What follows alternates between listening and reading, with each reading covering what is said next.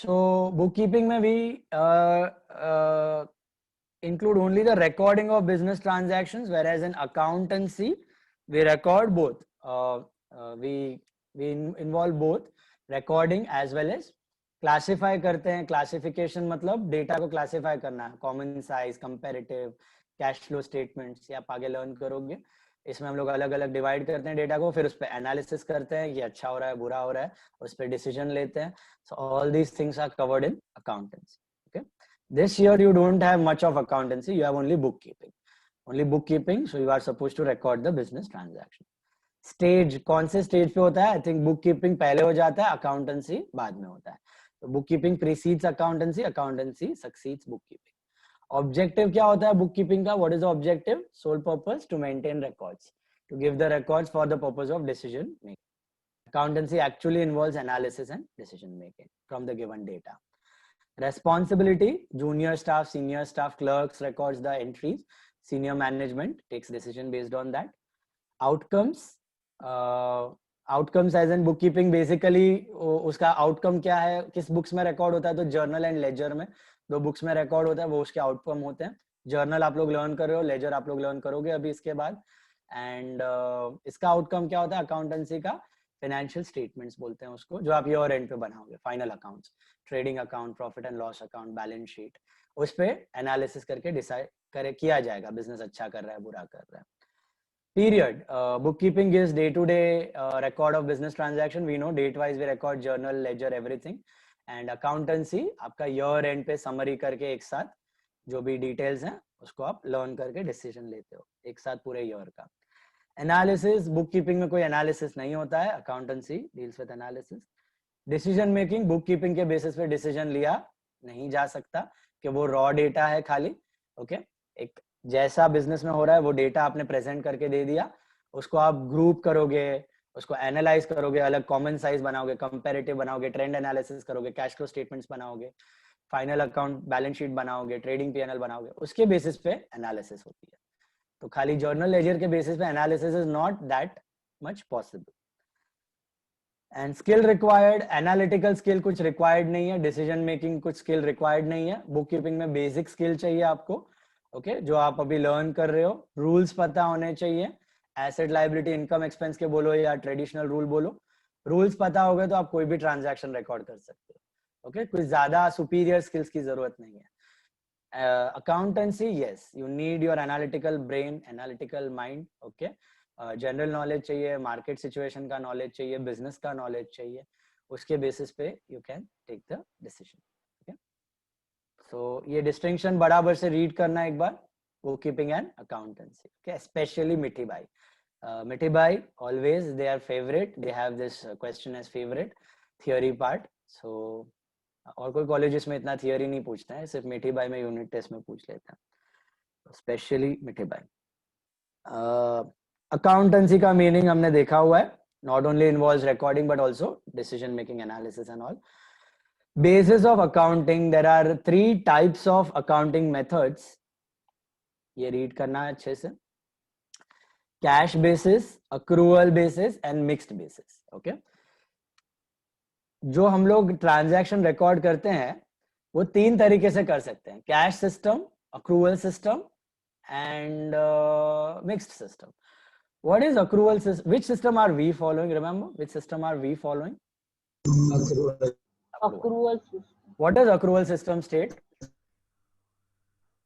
We have to Sir, when the record the expenses and losses when they occur. And never calculate the income. हाँ, we record the incomes and expenses on earned and incurred basis. We don't look at the cash. Cash आगे पीछे आया चलेगा, but expense का time आ गया, expense debit होना चाहिए. Income का टाइम आ गया, इनकम क्रेडिट होना चाहिए. कमा लिया है इनकम, इनकम क्रेडिट करो. सेल्स हुआ है, सेल्स क्रेडिट करो. मतलब डेटर पे हुआ है, क्रेडिट पे हुआ है या कैश पे हुआ है, पैसा is not important. Sales income earn कर लिया, रिकॉर्ड करनी है. परचेज एक्सपेंस, गुड्स खरीद लिया, इनवॉइस बन गया, रिकॉर्ड करो. पैसे बाद में आए, क्रेडिट पे खरीदा तो भी रिकॉर्ड करो, कैश पे खरीदा तो भी रिकॉर्ड करो. तो expenses and incomes are shown on incurred and earned basis. Under which system? Accrual या mercantile भी बोलते हैं. Accrual या mercantile system is one and the same. Okay. What is cash system? What is cash system? Cash system भी follow होता है। Cash system में क्या होता है? रोकड़े का व्यवहार। उसमें आप अक्रूवल देखते ही नहीं हो। जैसे पैसा आया तभी आप इनकम रिकॉर्ड करोगे, जैसा पैसा गया तभी आप एक्सपेंसेस रिकॉर्ड करोगे, अक्रूवल बेसिस पे नहीं करोगे। ठीक है। अभी इंडिया में क्या पोजीशन है? इंडिया में जो सोल प्रोप्राइटर होते हैं, जो सिंगल ओनर होते हैं बिजनेस के, और जो पार्टनरशिप्स होती है, सिंगल ओनर पार्टनरशिप्स के लिए अक्रूवल सिस्टम का इतना इंपॉर्टेंस नहीं है। Okay, single owner and partnerships they can maintain their accounts on cash system as well. Cash system पे रिकॉर्ड करो, रोकड़ा दिखाओ, रोकड़ा आया, रोकड़ा गया, चलेगा। हम लोगों को जब आप थियोरी में कर रहे हो ना, आपको अक्रूवल ही है। सोल प्रोप्राइटरी में we are doing accrual. Accrual कर सकता है, sole proprietor partnership can do accrual, but उनको कैश सिस्टम भी अलाउड है। तो आप टैक्सेशन यूज के लिए कैश सिस्टम भी फॉलो करो या अक्रूवल भी फॉलो करो, चलेगा। फॉर एग्जाम्पल, मैंने ये साल सेल्स किया है 50,000 रुपए का, ओके, और पैसे मिले हैं 40,000। तो if I'm a sole proprietor and a partnership, I can show my income as 40,000. I can pay tax on 40,000. It's fine. If I'm a company, a joint stock company, a limited company like Reliance, Tata, Wipro, Infosys, then compulsory accrual. Then I cannot go for cash. Then 50,000 जो earn किया उसी पे I need to pay tax. मतलब minus expense.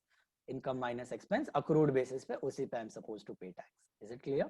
But always advisable कि cash system की जगह accrual करोगे तो बेटर है, क्योंकि कंसिस्टेंसी मेंटेन होती है आपके एक्सपेंस और इनकम की। मैचिंग कंसेप्ट फॉलो होता है, एक साल का एक्सपेंस एक साल का इनकम, तो आप प्रॉफिट लॉस आराम से कंपेयर कर सकते हो ईयर ऑन ईयर। ओके, ये कैश सिस्टम में वेग हो जाता है।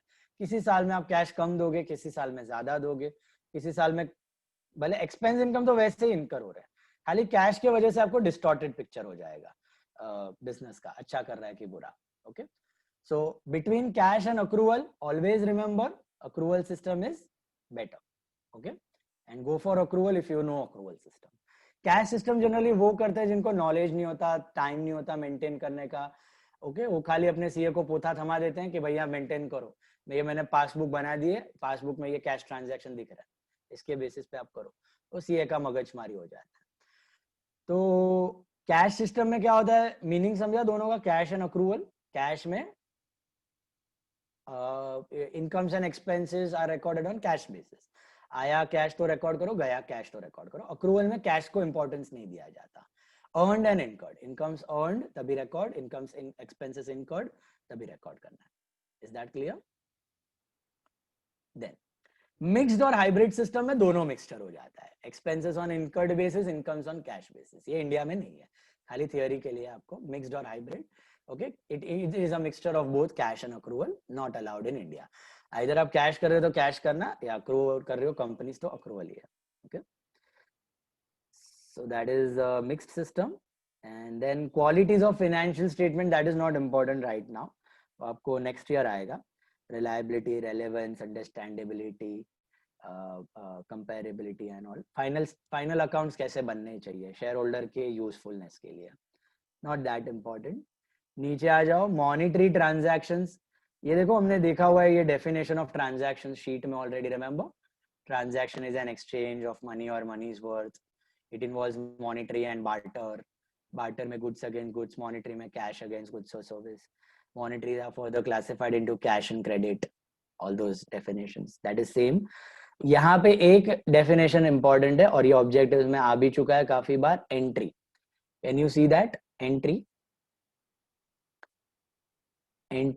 का डेफिनेशन, एंट्री मतलब journal entry. Journal entry, entry means journal entry. Okay, what do you mean by entry? Systematic record of a business transaction in a particular format with narration. Okay, that is what is an entry, a journal entry, recording a transaction in a systematic format with narration. That's called as an entry in the books of accounts. Narration हमने किया हुआ है, goods हमने किया हुआ है, explanation goods, capital and drawings देखा हुआ है आपने, owner introduces the money, owner withdraws the money, debtor creditor bad dates भी देखा हुआ है। Okay, goods sold, received, creditor देना बाकी है, bad debts, amount irrecoverable, this is important then. Capital expenditure, revenue expenditure and deferred revenue expenditure. बीच बीच में मैंने काफी बार रेफर किया था इसको. What do you remember about capital expenditure? याद है आपको capital expenditure, revenue expenditure? Do you remember? Capital expenditure का मतलब क्या होता है? Sell of fixed asset and that we have bought as capital and we receive the money. No, that is capital receipt. Capital expenditure मतलब when you Future buy a fixed asset. When you buy a fixed asset. When you buy a fixed The asset. cost of traveling and everything, labor is included in the asset only and not calculated separately. No, that is cost concept. That is cost concept. What is historical cost? What is this capital expenditure? जब भी आप fixed assets खरीदते हो ना, तो एक खर्चा हो रहा है, right? पैसे दे रहे हो ना आप, उसी को कहा जाता है कैपिटल एक्सपेंडिचर. उसी का नाम है capital expenditure. Okay, capital expenditure means expenditure on fixed assets. Business ने फर्नीचर खरीदा, मशीन खरीदा, बिल्डिंग खरीदी, एयर कंडीशनर खरीदा, तो these are all called as capital expenditure. These are all called as capital expenditure. Okay, business ने telephone bill pay किया, salary पे की, रेंट पे की, परचेजेस का एक्सपेंस पे किया, कमीशन पे किया, these are all called as revenue expenditure. These are all called as revenue expenditure. So basically expense जो हम बोलते हैं ना नॉर्मल लैंग्वेज में, एक्सपेंस का मतलब होता है रेवेन्यू एक्सपेंडिचर. डेफिनेशन क्या है? इन खर्चों का लाइफ इज 1 year और लेस. 1 साल के अंदर ये खर्चों का बेनिफिट चला जाता है. That is the definition. And capital expenditure का मतलब इन खर्चों का लाइफ 1 year से ज्यादा चलता है, एटलीस्ट 1 year या उससे ज्यादा. They are called as capital expenditure. More than a year, 1 year से ज्यादा ही चलेंगे, they are called as capital expenditure. Basically fixed assets, land, building, equipment, premises, computer, furniture, fittings, car, van. Okay, so all these are called as capital expenditure. Benefits last for more than a year, and revenue मतलब benefits last within a year, they go off within a year. Expense का मतलब revenue expenditure, assets का मतलब fixed assets का मतलब capital expenditure. Is this clear? Fixed assets जो 1 साल से ज्यादा टिकेंगे business, they are called as capital expenditure, not the current assets. Current assets have a life of maximum 1 year, not current assets, only fixed assets. Okay, deferred revenue expenditure, एक तीसरा और एक खर्चा दिख रहा है आपको, deferred revenue expenditure. What is the difference now between revenue and deferred revenue expenditure? I'll give you a simple example. मुझे एक बात बताओ, rent is a revenue expenditure or a deferred revenue expenditure? Rent, revenue. Telephone expense, revenue, commission, revenue, bad debts. Bad debts is also revenue. Bad debts is also revenue. Furniture, no, that is capital expenditure. Capital expenditure. Machinery, capital expenditure. Computer, capital expenditure. land, building, equipment. Capital expenditure. Purchases, revenue.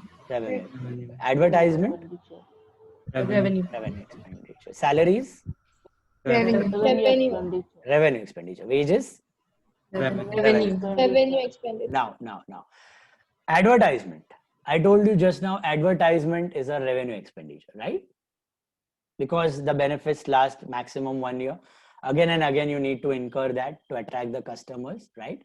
So advertisement करना बंद कर दोगे तो customer आने बंद हो जाएंगे, sales income खत्म हो जाएगी आपकी.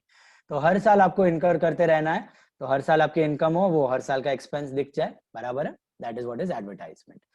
Now sometimes what happens, some companies or some businesses when they start new business, then they have to do heavy advertisement. आपने देखा होगा in many cases, say for example, अगर आपको याद होगा वोडाफोन जब भी इंडिया में आया था 2012-13 में, तभी वो जूजू वाले काफी एड्स फेमस हो गए थे, वो बाउलास जूजू, बहुत सारे जूजूज वाले एड थे, वोडाफोन जूजू. आईपीएल के बीच में 28-29 new different ads had come. If you remember, you were quite small, I think at that age, 8-9 years before.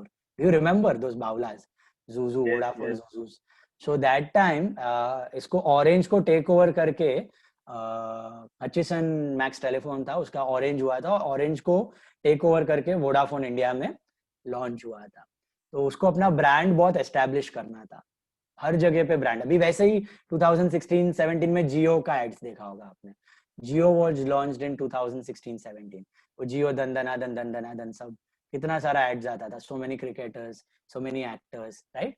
So this is called heavy advertisement done by the companies or businesses at the initial stage of business, okay? So that the name is imbibed in the minds of customers. Abhi recently 2 years back Vivo and Oppo have done this.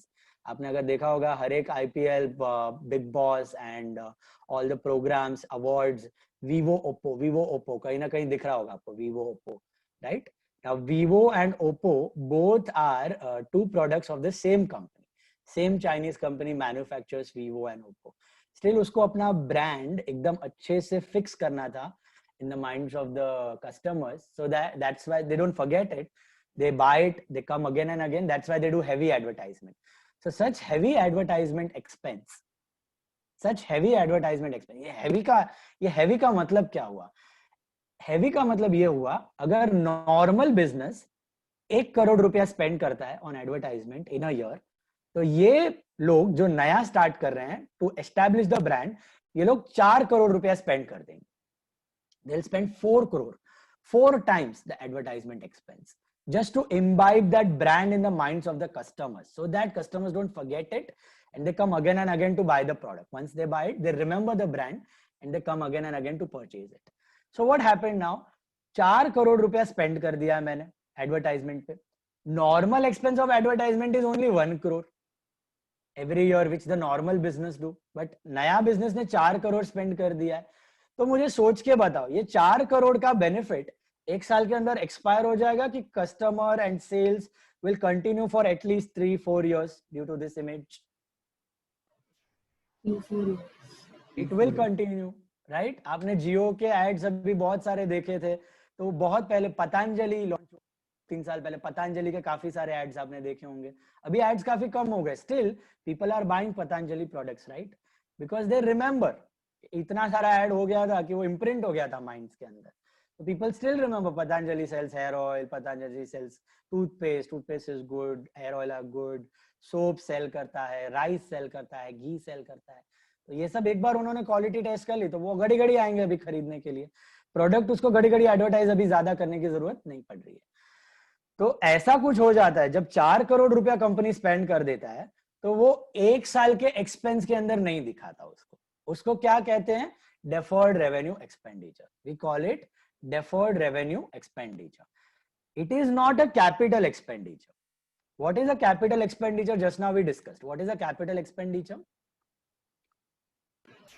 It's an asset. Fixed asset. Is it an asset? Advertisement? No. Still, it is an expense, right? It is an expense. खर्चा. But वो खर्चा 4 साल का कर दिया है मैंने, 1 साल की जगह 4 साल का साथ में कर दिया है.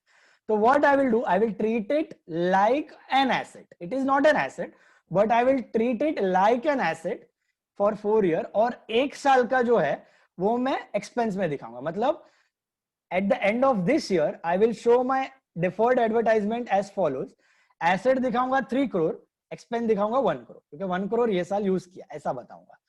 फिर नेक्स्ट ईयर और 1 करोड़ एक्सपेंस में दिखाऊंगा, एसेट बन जाएगा 2 करोड़. फिर उसका नेक्स्ट ईयर और 1 करोड़ एक्सपेंस, एसेट बन जाएगा 1 crore. And last 4th year that asset will become expense of 1 crore.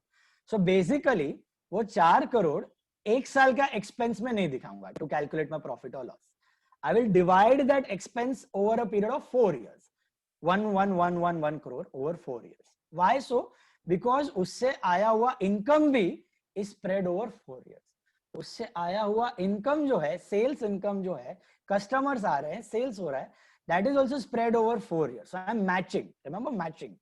4 years income, 4 years expense. Yeah. So it is like a prepaid expense. Exactly true. Very true. Perfect. It is like a prepaid expense. But again, there is a small distinction between prepaid expense and deferred revenue expenditure. What is that difference? Understand. I'll give you an example. मेरे office में एक employ है नट्टू काका, जिसकी salary है 10,000 rupees per month. तो साल की सैलरी कितनी होगी? 1,20,000. I have paid him 2 years का सैलरी. दिस ईयर का तो दिया ही है, नेक्स्ट ईयर का भी दे दिया है. I have paid him 2,40,000. Correct. 1,20,000 plus 1,20,000. I paid him 2,40,000. So 1 year तो current year है, वो expense है. 1 year का prepaid हो गया because I paid him 1 year extra. Correct. This is a prepaid expense. This is a prepaid expense. Why?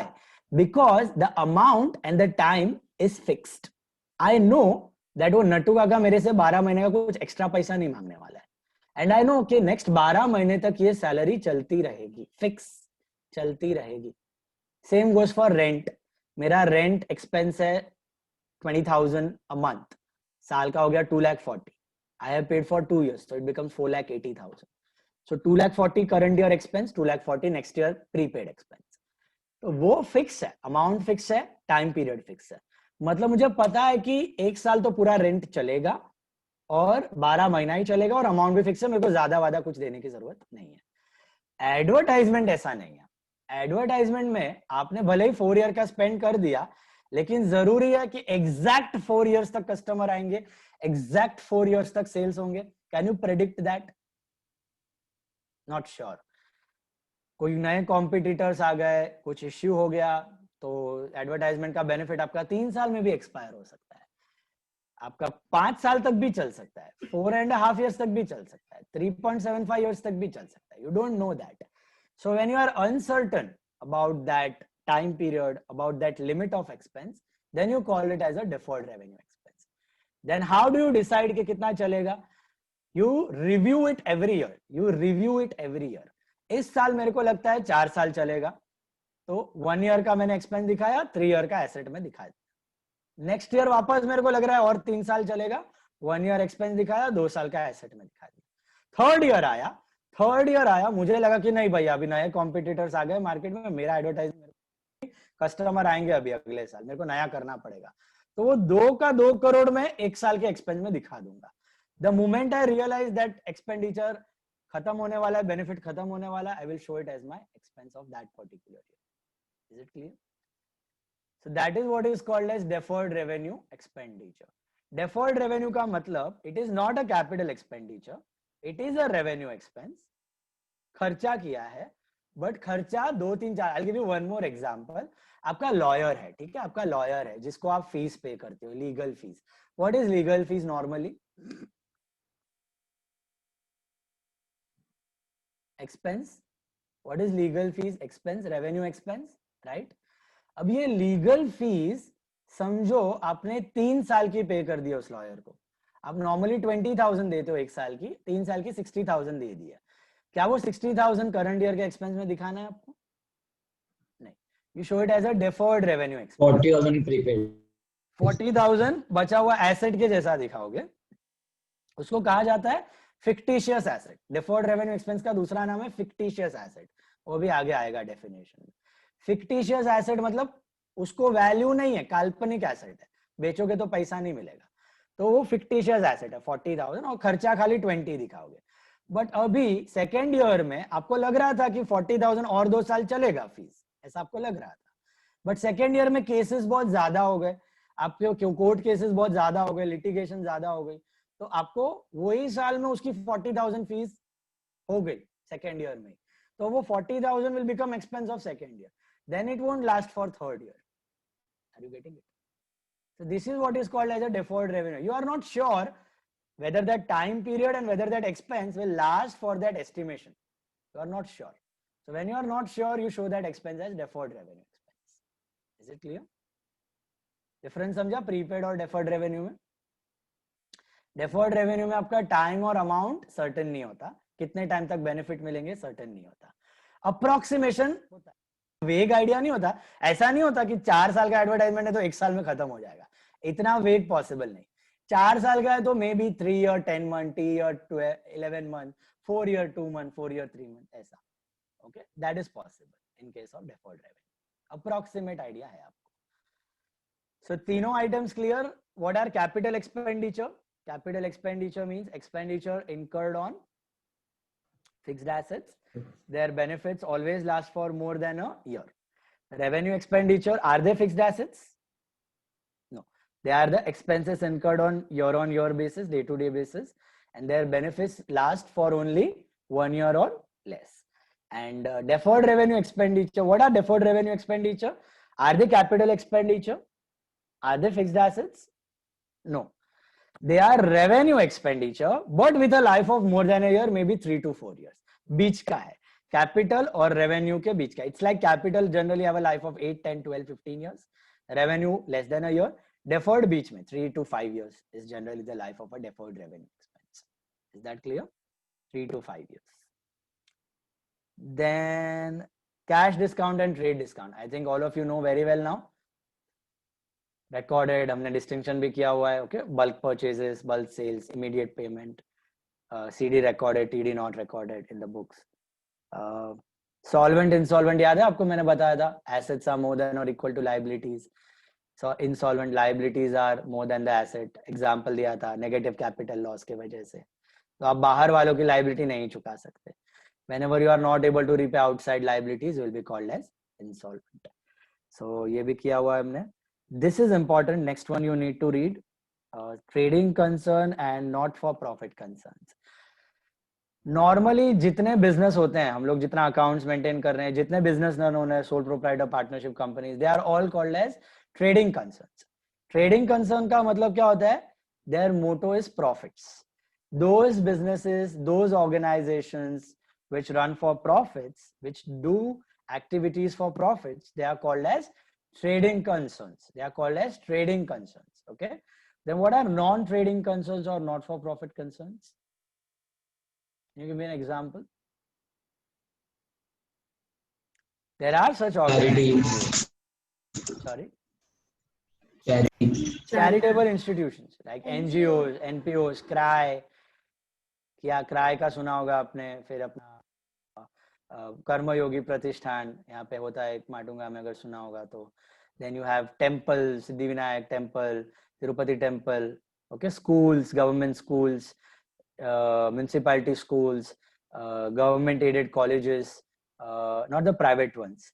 Okay, trusts होते हैं, कभी private public libraries होती हैं, public gym खानास होते हैं. अखाड़ा देखा होगा आपने कभी अपने एरिया में, ग्राउंड में, जहाँ पे लोग इवनिंग में आके एक्सरसाइज करके जाते हैं. Okay, so these are all called cooperatives. आपकी हाउसिंग सोसाइटी, आपकी हाउसिंग सोसाइटी का आपको आता है ना एनुअल अकाउंट्स, जो लोग they own their house, so they might be knowing accounts you get at the end of every year. आपके हाउसिंग सोसाइटी का, कोऑपरेटिव सोसाइटीज, सहकारी भंडार सुना होगा. So these are all cooperatives, all housing societies, charitable institutions, charitable hospitals, municipality hospitals, government schools, municipality schools, non-government organization. These are all organizations. They are not running for profits. They run for services.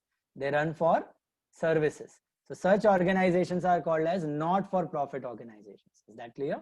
So organizations which run for profit are called as trading concerns or trading business or trading organization, and which do not run for profit, which run for services, they are called as non-trading organization, yeah, not for profit organization. Okay, examples आप लिख सकते हो, schools, colleges, okay, municipality, government trusted hospitals, not the private hospitals, the government or the municipality hospitals and all. Okay, so non-profit को अगर accounts maintain नहीं किया तो चलेगा क्या? Non-profit वालों ने accounts maintain नहीं किया तो चलेगा? नहीं, करना पड़ेगा. ओके, कुछ इवेट तो नहीं हो रहा है, टैक्स इवेजन, कभी टैक्स बेनिफिट्स इनको मिलता है, बहुत rarely they are supposed to pay taxes, but evade तो नहीं हो रहा है, पैसा कोई झोल तो नहीं हो रहा है, कैश बराबर यूज तो हो रहा है. Siddhivinayak temple, Tirupati temple, they get donations of crores and crores of rupees every year. Okay, 1000 crore, 2000 crore, 3000 crore, इतना पैसा बराबर यूज हो रहा है कि नहीं. सो ये सब के लिए अकाउंट जरूरी है. तो दोनों के होते हैं. आपको 12th स्टैंडर्ड में नॉन प्रॉफिट के भी अकाउंट्स हैं, वो भी हम लोग लर्न करेंगे. इस साल हम लोग ट्रेडिंग बिजनेस के लर्न कर रहे हैं. ठीक है. What is goodwill? Very important definition. Goodwill याद है, मैंने डेफिनेशन के वक्त बताया था. Goodwill is a type of, what type of asset? Intangible asset. What it is? Hidden value of the business. अचीजा का एग्जांपल दिया था, 10 करोड़ का होटल है, 10 करोड़ में नहीं बेचेगा, कितने में बेचेगा? 12 करोड़ में. ओके, 2 करोड़ रुपए नाम का लेगा. तो basically it is reputation of a business. Reputation business that is called as goodwill. Okay, वो कभी दिखता नहीं है, लेकिन जब आप कोई बिजनेस खरीदने जाओगे तो आपको ज्यादा पैसा देना पड़ेगा. That extra money for goodwill. Goodwill is nothing but extra profit earning capacity of that business. Okay, तो नया ओनर अचीजा के नाम पे बिजनेस करेगा तो पब्लिक थोड़ी देखेगा कौन है ओनर कौन है मैनेजर. वो तो खाली पाव भाजी देख के जाएगा खाने के लिए. अचीजा का नाम देख के यहाँ पाव भाजी सारी मड़े जाए, यहाँ चाइनीज सारू मड़े जाए, तो पीपल घुस जाएगा. बराबर है ना. उसको फोकट का बैठे बैठे प्रॉफिट्स मिल रहा है, तो वो प्रॉफिट का पैसा अचीजा का हक का बनता है, तो वो गुडविल के फॉर्म में ले लेगा. So goodwill is nothing but hidden name, hidden value of the business due to reputation. Okay, brand name, business connections, customer relation, ये दिखते नहीं है, intangible items. इसको बोलते हैं goodwill. Goodwill अपने आप कभी बैलेंस शीट में दिखाई नहीं देती है. Goodwill तभी बनेगी, तभी जनरेट होगी जब आप कोई बिजनेस खरीदने जाओगे. जब आप कोई बिजनेस खरीदने जाओगे तब वो गुडविल वैल्यू होती है कि हाँ ये बिजनेस से नए ओनर को कितना एक्स्ट्रा फायदा होगा, कितना प्रॉफिट होगा. उस वैल्यू पे आप गुडविल कैलकुलेट करते हो. वो कैसे कैलकुलेट करते हैं उसके भी मेथड्स होते हैं, वो आप सीए फाउंडेशन में लर्न करते हो. ओके, 12th में भी थोड़ा ब्रीफ में आप लर्न करोगे. तो फिलहाल इतना समझ लो कि बिजनेस की एक्स्ट्रा वैल्यू, उसके टैंजिबल एसेट तो है ही, उसके ऊपर जो इनटैंजिबल एसेट है, हिडन वैल्यू है, that is called goodwill. Okay, extra value which the new owner has to pay. Then profit or loss. You know what is profit, what is loss? How do you calculate profit or loss for any business? How do you arrive at profit or loss for any business? Income minus expense. Income minus expense. Total income minus Total income for the year minus total expense for the year. What is profit? Whenever income exceeds expenses. What is loss? Whenever expenses are more than incomes. That is loss. What is income? Actually, income and revenue are both one and the same. Okay, ये लोग ने अलग अलग दिया हुआ है. Actually, income and revenue are both one and the same. Okay, revenue means incomes. Income means revenue earned every year by the business on recurring basis. Okay, trading business का सबसे important revenue क्या है? सबसे important revenue for a trading business? Sale of goods. Sale of goods. Okay, तो revenue वही है, income भी. सबसे important income क्या है trading business? Okay, sales and revenue is one and the same. Then we have done this assets, liabilities, right? Fixed assets देखा था हमने, more than a year, current assets 1 year or less. Fictitious asset. What are fictitious asset? अभी मैंने बताया था, किसी का ध्यान होगा तो. Assets का सेल पे वैल्यू नहीं मिलता. हाँ, तो इसको बोलते हैं deferred revenue. Deferred revenue expense बोलो या फिर current अपना fictitious asset बोलो, एक ही चीज है. ओके, जो आपको दिख रहा है ना, वो जो एग्जांपल में दिया मैंने, एडवर्टाइजमेंट 4 करोड़, 1 करोड़ एक्सपेंस और 3 करोड़ जो एसेट में दिखाया हुआ है और 3 साल चलेगा, वो 3 crore is a fictitious asset. उसको मैं बेच नहीं सकता. It's an expense. It cannot be called as intangible asset. Some people confuse it with intangible asset, but it is not exactly intangible asset. Intangible asset है ना, they still have got sale value. Intangible asset को sale value होता है, goodwill को होता है, बेचोगे तो पैसा मिलेगा, patent को होता है, बेचोगे तो पैसा मिलेगा. Advertisement आप किसी को बेच सकते हो क्या? बोलोगे मैंने 3 करोड़ का एडवर्टाइजमेंट किया, ले मुझे 3 करोड़ दे. You cannot sell. Legal expense आप बेच सकते हो क्या किसी को? You cannot sell. So they are called as fictitious. Okay. So intangible, they have got some realizable value. These don't have. So ये काल्पनिक asset है, fictitious. Okay. ये actual asset है ही नहीं, खाली ये खर्चा ज्यादा हो गया, इसके लिए हम लोग asset में दिखा के थोड़ा P&L में दिखा रहे हैं to follow that matching concept. 1 साल का expense 1 साल का income match हो जाए, profit loss बराबर से compare हो जाए. Okay. Liabilities में we have fixed liabilities and current liabilities. I think that also we discussed. एक बार वापस read कर देना. Liability में किया हुआ है, fixed liability, current liability, more than 1 year, capital loans, they are fixed liability. Less than a year में जो चुकाना है, creditors, bills payable, short term, okay. Outstanding expense भी आपने देखा है, 2-3 महीने में चुकाओगे. So they are called as current liability. So fixed asset, fixed liability, current liability. These 4 items are clear. Fixed assets, life of more than a year. Current assets, life of less than a year. What are the examples of current assets? What are the examples of current assets? Rent, salary. No. Rent, salary, commission, वो expense, revenue expense. Stock, debtors. Talking about हाँ stock, debtors, cash, bills receivable, ये asset है. ये एक साल देखो expense तो incur हो गया, purchase expense incur हो गया, फिर जो बचा है ना goods वो stock है, वो current asset, वो अगला एक साल तक चलेगा, उसको current asset बोलते हैं. ठीक है, तो वो करंट एसेट आपका एक साल का बेनिफिट देगा, फिर एक्सपायर हो जाएगा. एक्सपेंस के बाद बचा हुआ एसेट है, परचेज 1 लाख का किया, उसमें से 20,000 का गुड्स बच गया, तो 80,000 परचेज इज एक्सपेंस, 20,000 बचा हुआ stock is asset. That is a current asset that will be utilized in the next 1 year. So stock, cash, debtor, bills receivable, these are current assets. Within a year, you will get the benefit from those current assets. Fixed asset, more than a year. What are fixed liabilities? Bank loan. Bank loan, capital, which will stay in business for more than... No, creditor are not fixed liability. Creditor are current liability. What are current liability? Less than a year. Less than a year. You need to repay them within a year. Creditor आपको 1 साल के अंदर चुकाना है, bills payable 1 साल के अंदर चुकाना है, आउटस्टैंडिंग वेजेस 1 साल के अंदर चुकाना है, आउटस्टैंडिंग सैलरी 1 साल के अंदर चुकाना है. Sir, what is capital, fixed or current? Capital is fixed liability, biggest fixed liability. Internal liability है ना कैपिटल. ओनर तो एंड तक पैसा रखेगा ना, जब तक बिजनेस क्लोज नहीं हो जाता तब तक.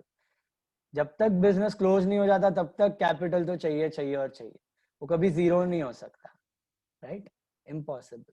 लोन्स भी वैसे 5, 7 years, 8 years के होते हैं, long term fixed liability. Creditors short term, bills payable short term, outstanding expense short term. Okay, 1 साल के अंदर you have to repay. So these are called as current liabilities. Is it clear? All of you got that? Maya ji? Then net worth और owners equity और capital, ये बताया था आपको balance sheet में, याद है?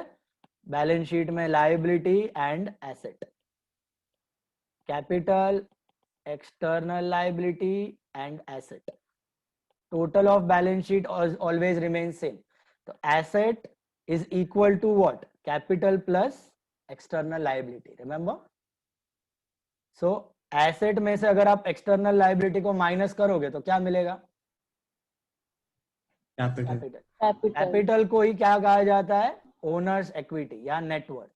ओनर्स इक्विटी या नेटवर्थ. ओके, तो कैपिटल मतलब ओनर का कितना पैसा है. आज बिजनेस बंद होगा तो ओनर को कितना मिलेगा? अभी आता है ना आपको न्यूज में, मुकेश अंबानी का नेटवर्थ बढ़ते जा रहा है, 6th richest person, 5th richest person of the world, $60 billion, $70 billion. So वो उसका नेटवर्थ है. मतलब आज रिलायंस इंडस्ट्रीज अगर बंद हो जाएगी तो मुकेश अंबानी को कितने पैसे मिलेंगे? $55 billion, $50 billion. That is his present day net worth. Okay, उतना उसका वैल्यू ऑफ शेयर्स है. सब मिला के उसके पास जितने शेयर्स हैं उतना उसका वैल्यू हो गया है, शेयर्स का नेटवर्थ हो गया. आज वो उतना बेच दे अपना शेयर्स प्रेजेंट मार्केट वैल्यू पे तो उसको इतना पैसा मिलेगा. सो नेटवर्थ का मतलब क्या? बिजनेस का assets minus liabilities. Total assets of the business minus external liabilities of the business. जो बचता है वो ओनर को बिलोंग करता है. दैट इज कॉल्ड ओनर का net worth, equity, owner's equity, capital. That is all one and the same. It includes what? It includes original capital as well as profits. आपका original profit तो है ही, capital तो है ही, उसमें कमाया हुआ प्रॉफिट. प्रॉफिट भी हम लोग क्या करते हैं? What do we do? Profits जो भी अर्न होता है हर साल, add to the capital. याद है? प्रॉफिट्स भी ऐड टू द कैपिटल. तो जो नेटवर्थ है, जो कैपिटल है, उसके अंदर कैपिटल तो पड़ा है, प्रॉफिट्स भी पड़ा हुआ है. Basically it is assets minus external liability. Asset बेच के जो पैसा आएगा एक्सटर्नल वाले को चुका दो तो जो बचा वो ओनर का. This is called as an accounting equation. This equation is called as an accounting equation. Accounting equation. इधर दिया हुआ भी आपको. This is called as an accounting equation. आ गई accounting equation. Accounting equation दिया नहीं, आगे हम लोग करेंगे लर्न, पूरा चैप्टर है. This is called as an accounting equation. What is this equation? Assets is equal to external liability plus capital. कोई भी ट्रांजैक्शन जो हम लोग अभी जर्नल में रिकॉर्ड कर रहे हैं वो ये अकाउंटिंग इक्वेशन में डाल के भी लर्न करेंगे. जो मैंने आपको शुरू में फर्स्ट लेक्चर में बताया था, अगर आपको याद होगा, याद है, बैलेंस शीट्स के थ्रू बताया था। कैश आया, कैश बढ़ा, फर्नीचर गया, फर्नीचर कम हुआ, लोन आया, लोन बढ़ा लाइबिलिटी में, कैश बढ़ा, याद है वो प्लस माइनस हम लोग करते थे शुरू में। That is what is an accounting. ये इक्वेशन हमेशा बैलेंस्ड रहती है। After every transaction this equation is balanced, okay. Never ever in any business this equation will be imbalanced, never, impossible. Always and always assets will be equal to external liabilities plus capital, okay? इस पे बहुत सारे sums करेंगे हम लोग, accounting equation theory के बाद वही करना है अपने को। फिर आते हैं कंटिंजेंट लायबिलिटी, ये भी पढ़ना है आपको, very important definition, contingent liability. What is a contingent liability? What is a contingent liability? Remember, contingent liability का मतलब होता है ये एक्चुअल लायबिलिटी नहीं है। This is not an actual liability. तो इसका मतलब क्या? इसका मतलब ये कि ये ऐसी लायबिलिटी है जो शायद फ्यूचर में हो सकती है, जो शायद फ्यूचर में हो सकती है। शायद का मतलब अनसर्टन, अनसर्टन है, dependent on an uncertain event which may और may not occur in future. अगर वो इवेंट हुई तो वो लायबिलिटी होगी, तो आपको चुकाना पड़ेगा। अगर वो इवेंट नहीं हुई तो वो लायबिलिटी नहीं है, आपको चुकाने की जरूरत नहीं है। तो मुझे एक बात बताओ, is contingent liability an actual liability like your creditors, like your loans, like your bills payable, like your capital? No. No. Is it recorded in the books? Is it actual liability? No. No. It is shown as a information. Once you prepare account, आप last chapter में learn करोगे, उसके बाद accounts में कहीं नहीं दिखेगा no entry for contingent liability. It will be shown as a piece of information after your final account preparation. Information दे रहे हो आप कि ये भैया शायद हो सकती है। एग्जाम्पल आपको अभी फिलहाल एक ही है, नेक्स्ट ईयर और 3-4 रहे होंगे 12th स्टैंडर्ड में। फिलहाल एक ही एग्जाम्पल है, कोर्ट केस चल रहा है कोई आपका, समझो कोर्ट केस चल रहा है। कोर्ट केस मतलब कोई आपने वर्कर ने आप पे केस ठोक दिया कि मेरा फैक्ट्री में एक्सीडेंट हो गया, मुझे 50,000 रुपया जुर्माना चाहिए। कोर्ट केस ठोक दिया, आप बोल रहे हो कि नहीं तेरा तो घर पे एक्सीडेंट हुआ था, हम तेरे को कोई देंगे नहीं जुर्माना। तो कोर्ट में केस चालू है, जजमेंट आया नहीं है, तो जजमेंट आपके फेवर में आ जाएगा तो आपको देने की जरूरत नहीं है 50,000। आपके अगेंस्ट गया जजमेंट, वो वर्कर के फेवर में गया तो आपको 50,000 रुपया कॉम्पेंसेशन देना पड़ेगा। Are you understanding? So this is called as a contingent liability, dependent on an uncertain event which may happen, which may not happen. So that type of liability is called as a contingent liability. That type of a liability is called as contingent liability. Like a outstanding liability, but it might not occur. Outstanding, all liabilities are outstanding only, देना बाकी है। Creditors are outstanding, देना बाकी है। Loans are outstanding, देना बाकी है। Capital देना बाकी है ओनर को। Okay, outstanding expense देना बाकी है। All are outstanding only. So all liabilities मतलब payable. हाँ, but that liability itself is not fixed. ये certain नहीं है कि देना पड़े। जैसे creditor है, for example, आपने goods purchase किया है ना, तो you have to pay it. Definitely you have to pay it. नहीं pay करोगे तो नहीं चलेगा ना आपको। Not possible. Loan लिया है तो you have to pay it. It is an actual liability. Worker ने काम किया है, उसके 3 महीने के वेजेस देने ही पड़ेंगे जक मार के, नहीं दोगे तो नहीं चलेगा। तो ये लायबिलिटी कंपलसरी नहीं है, अभी तक ये इवॉल्व नहीं हुई, अभी तक ये एक्चुअल लायबिलिटी बनी नहीं है। ये खाली इंफॉर्मेशन में है, नॉलेज में है कि शायद देना पड़े, फिक्स नहीं है कुछ। Just a piece of information के जैसा हम लोग दिखा देते हैं कि भैया शायद हो सकती है, कोई गारंटी नहीं है, हो ना भी हो, देने की जरूरत भी ना पड़े। इसके लिए हम इसके बुक की कोई एंट्री नहीं करते हैं। सर तो अगर हम लोग बिजनेस कर रहे हैं और वो जगह हम लोग ने रेंट पे लिया है, तो उधर कुछ हुआ, मतलब फायर हुआ या फिर फ्लड आया हम लोग की वजह से, नहीं फ्लड नहीं आएगा हम लोग की वजह से, फायर है ऐसा कुछ हुआ और उन लोग का कुछ लॉस हुआ तो हम लोग को देना पड़ेगा ना, तो वो यही हो गया ना, वो कंटिंजेंट ऐसा एकदम वेग आइटम्स हम लोग कंटिंजेंट लायबिलिटी नहीं ढूंढते हैं कि भूकंप आ गया, फ्लड आ गया, फायर हो गई। These are very very rare events, right? These are all very very rare events. इस चीज का आप लायबिलिटी नहीं होगा। ऐसे तो मैं बोलूंगा कल चाइना अटैक कर देगा, कंटिंजेंट लायबिलिटी। कोरोना हो जाएगा, कंटिंजेंट लायबिलिटी। कल उठ के दुनिया खत्म हो जाएगी, contingent liability, this is not possible. तो इतना वेग असम्पशंस पे नहीं होता है, कोई पर्टिकुलर सिनारियो होता है। आपको मैं एक और एग्जांपल देता हूँ, ये आप लोग नेक्स्ट ईयर लर्न करोगे, बिल्स ऑफ एक्सचेंज में होता है। बिल्स ऑफ एक्सचेंज में मैंने डेटर से एक बिल लिया और उसको बैंक में डिस्काउंट करा। बिल बताया था ना मैंने, डेटर से पैसा लेना बाकी है, आपने एक बिल साइन करके ले लिया उससे, आपको सिक्योरिटी चाहिए इसके लिए। ये बिल आप बैंक में बेच सकते हो और पैसे कलेक्ट कर सकते हो। जब डेटर से 10,000 लेना था, आपने बिल ले लिया, डॉक्यूमेंट ले लिया, उसको बिल्स रिसीवेबल बोलते हैं, उसको बैंक में बेचा और इमीडिएटली 9,900 ले लिया, 100 रुपया बैंक ने काट लिया चार्जेस का। एक महीने बाद बैंक अप्रोच करेगा डेटर को कि भैया पैसे ला, तो बैंक को वो डेटर पैसा देना चाहिए। अगर उस डेटर ने पैसा दे दिया तो नो टेंशन, बट अगर डेटर ने पैसा नहीं दिया तो bank will collect the money from me, क्योंकि मैंने लिया हुआ था बैंक से पैसा। तो that is a contingent liability for me, कि मेरा लायबिलिटी वो इवेंट पे डिपेंडेंट है। What event? डेटर का वो पैसा देना। अगर वो कॉन्ट्रैक्ट डेटर फुलफिल करता है तो it is no more liability. अगर डेटर पैसा देता है तो मेरे को टेंशन लेने की जरूरत नहीं है, अगर नहीं देता तो मुझे देना पड़ेगा। तो दैट्स अ कंटीजेंट लायबिलिटी। तो ऐसे सिनारियोज आपके बिजनेस में हो जाते हैं। तुम्हारे समझो कंस्ट्रक्शंस में होता है, ये कंस्ट्रक्शन कॉन्ट्रैक्ट में होता है, अनफुलफिल्ड कॉन्ट्रैक्ट होता है।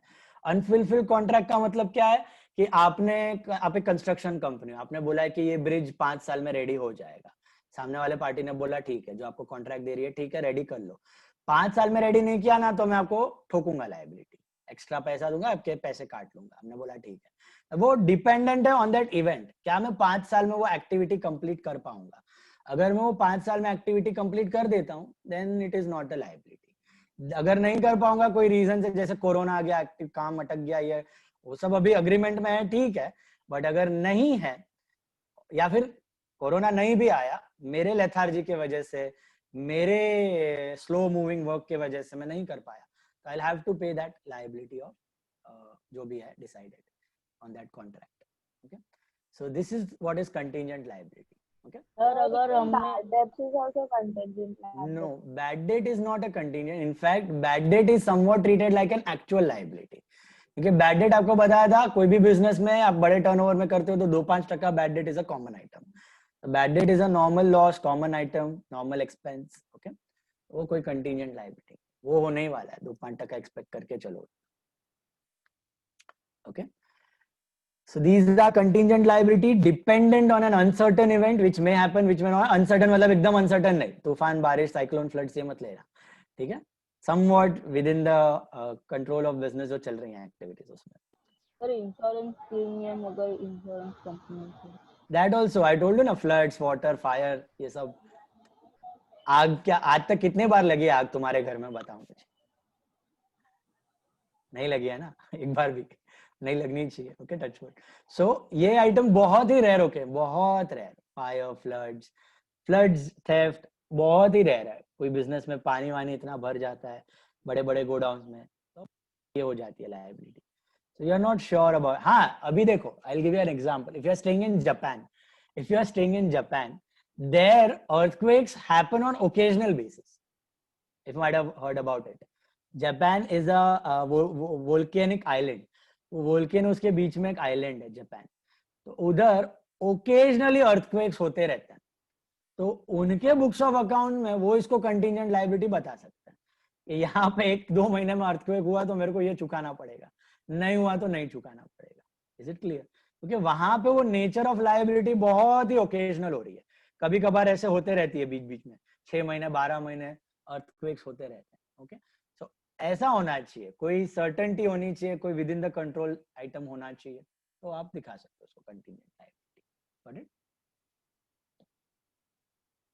बट सर अर्थक्वेक है तो फिर वो हम लोग की वजह से थोड़ी ना हुआ, वो तो नेचुरल है ना। सपोज फायर है कि हम बराबर है, फायर लगा है तो fire is a different thing. Earthquake हमारे लिए तो कभी नहीं है contingent liability. I was talking a specific example of Japan. जिस बिजनेस को पता है कि उधर पास हिस्ट्री है और 2-3 महीने 4 महीने में ये आइटम हो रही है, कुछ इश्यूज हो रहे हैं, या 6 महीने में 8 महीने में कभी हो सकता है, तो उसे तो प्रोवाइड करना पड़ेगा एज एन इंफॉर्मेशन कि ये कंटीजेंट है। फिर हो गया तो उसको चुकाना भी पड़ेगा. समझो उसके वर्कर का कुछ लॉस हो गया, फैक्ट्री में कुछ एक्सीडेंट हो गया due to that, so it will have to pay that ना. डिसाइड करके रखेगा वो, या तो फिर वो स्पेसिफाइड एग्रीमेंट बना के रखेगा वर्कर्स के साथ कि एक्सक्लूडिंग अर्थक्वेक. अर्थक्वेक को वो कंटीजेंट में नहीं ले रहा है ऐसा. तो अगर अर्थक्वेक को कंटीजेंट में नहीं ले रहा है, एक्सक्लूड करके रखा है, तो फिर वो वर्कर को खुद का रिस्पॉन्सिबिलिटी लेना पड़ेगा. तो आपको लेने की जरूरत नहीं है वहां. I was just giving an example कि कोई ऐसी लायबिलिटी है जो हो सकती है, नियर टर्म में हो सकती है, और थोड़े बहुत आपको आइडियाज हैं, that type of liabilities continue. Fire का आपको अंदाजा ही नहीं है. That then we have accounting concepts, conventions and principles. इसमें से काफी सारे कंसेप्ट्स हमने सीखे हुए हैं. What I want you to do is, आज हम लोग एक्चुअली यहाँ पर स्टॉप करते हैं. कल हम लोग कंटिन्यू करेंगे. कंसेप्ट्स बाकी और ऑब्जेक्टिव्स बाकी है. ऑब्जेक्टिव्स में let's discuss a few objectives. चलो फटाफट ऑब्जेक्टिव्स में let's discuss a few objectives. Answer in one sentence. What is book keeping?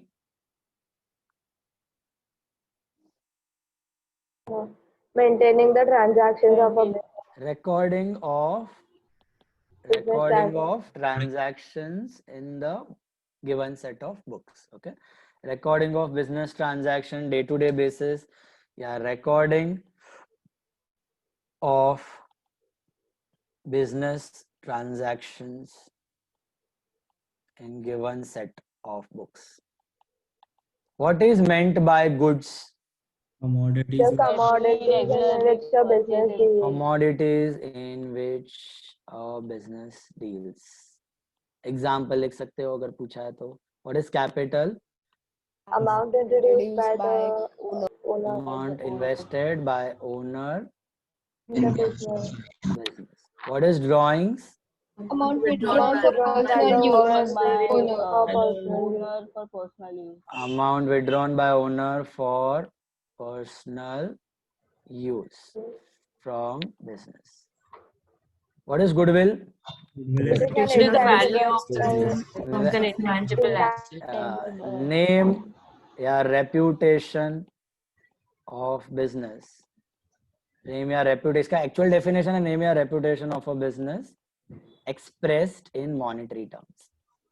Name or reputation of a business expressed in money terms. Money terms. That is money value of name. Business के नाम का पैसा. That is what is called as goodwill. Okay. Give one word or phrase. Recording of business transactions. Bookkeeping. Bookkeeping. आपको लिखने की जरूरत नहीं है, आपको पीछे आंसर्स दिए हुए हैं. थोड़ी बहुत मिस्टेक्स हैं, वो मैं आपको हाईलाइट करके बता दूंगा. ठीक है.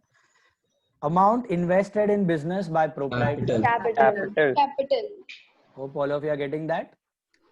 A person to whom the amount is payable. Creditor. Person. Now, do we Person write दिया है, capital or internal capital? amount invested in the business by proprietor is capital. Yeah, we don't write internal liability, no. No. Capital.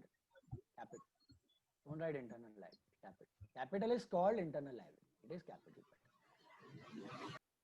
A person to whom amount is payable, creditor. Okay. Anything that the business owes, that is a liability. Specific person, मतलब वो creditor.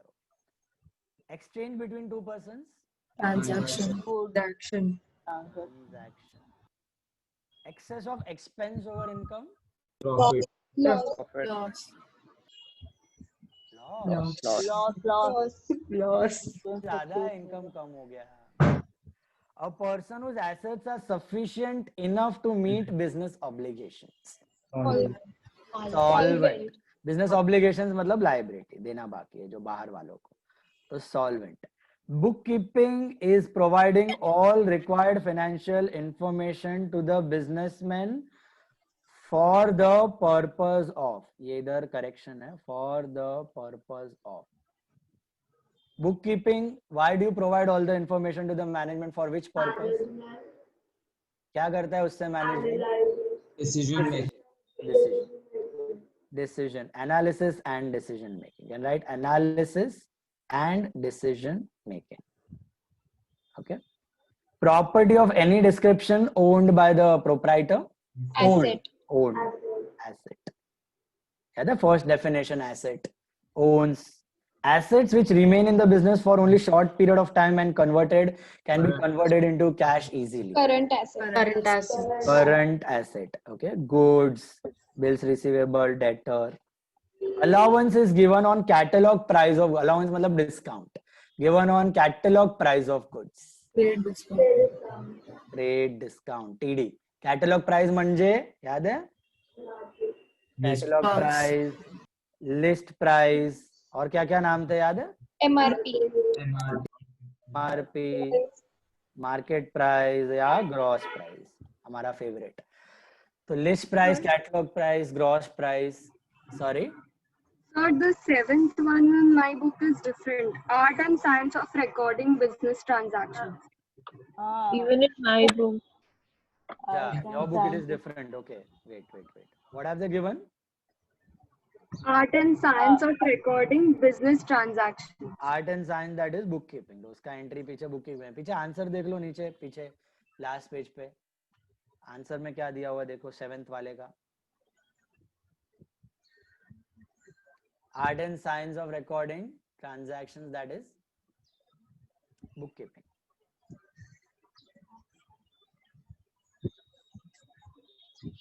दिया हुआ है बराबर. Yes, it's book. Okay. So उसको cut कर दो. कौन सा रिवाइज्ड एडिशन डेट क्या दिया हुआ है वहाँ पे? 2020 Just printed. check that Yes. date. ये फिर अभी आई थिंक एक पुराना लग रहा है मुझे. हाँ ये 2019 है. Yours is updated. तो अपडेटेड में वो क्वेश्चन ही चेंज कर दिया है. ओके वो बाकी कोई चेंज नहीं किया ना क्वेश्चन. No, sir. और 2020 का मंथ कौन सा है? Updation. Month is not written. अच्छा खाली 2020 लिखा है. ठीक है. तो ये वाला कट ही कर दो. ये वाला एक्चुअली फ्रेम भी नहीं किया था लोग ने बराबर से. आर्ट एंड साइंस क्या दिया है यहाँ पे? Art and science of recording business transaction, that is bookkeeping. Okay, you just make the change in the textbook if you have, या फिर PDF में भी आप चेंज कर सकते हो. if you open that PDF in some editing app, वहाँ पे भी आप चेंज कर सकते हो. या तो फिर ये मैं आपको भेज रहा हूँ, ये कॉपी रखना. ये आपको PDF मिल जाएगा करेक्शन वाला. ये मैं कट कर रहा हूँ यहाँ पे एंड इसका आंसर है bookkeeping. Okay, that's it. Allowance given on catalog price was TD, the last one. Okay, that's it. We stop at this point. Third objective fill up हम लोग कल consider करेंगे और theory भी थोड़ा बाकी है, वो भी देखते हैं. Next lecture. Next lecture is on Thursday. No, sorry. Saturday. I'll complete with this chapter. I'll start with the second chapter. And one more thing, your test. Now guys, tell me, what do you have in the evenings on Monday, Wednesday, Friday? French class. What time? French is on Tuesday, Thursday, Saturday. She's in different French class यार. विदुषी का French कभी है? 7 बजे वो adjust हो जाएगा. Okay, private only it is ना? Yeah. On? Sir last time रखा था ना, It is वही every टाइम पे बराबर है. हाँ लास्ट टाइम वाला ही रखो. हाँ वही डे और time. Wednesday I think I kept. Oh, one day I kept. Wednesday 6:30. Wednesday 6:30 to 7:30. वही बराबर है सर. सबको जम रहा है? Wednesday 6:30 to 7:30. Sir journal entries का ही टेस्ट है ना? जर्नल एंट्रीज का, लेकिन पूरा जर्नल, हाँ, इंक्लूडिंग असाइनमेंट, पूरा journal, full fledged journal test. और this time it is going to be tough, it is going to be lengthy. तो 6:30 to maybe 7:45, 8 तक भी हो सकता है, 1.5 hour. ओके, 6:30 to 8 पकड़ के चलो. बिग पेपर, लेंथी पेपर, जोरदार मेहनत करनी है, तोड़फोड़ मार्क्स लाने हैं. ठीक है, So start to end पूरा journal, sheet, standard textbook and assignment sheet. पूरा all the Theory also. No theory. Theory I'll take a separate test. Only for theory and objective. That will be a separate test. Okay, that will be after journal. So यहाँ पे focus on journal. All the very best. Wednesday it is fixed 6:30 to 8 p.m. All the very best. Saturday. Doubt है तो रुको, otherwise you can leave. Yeah. Bye, sir. Thank you.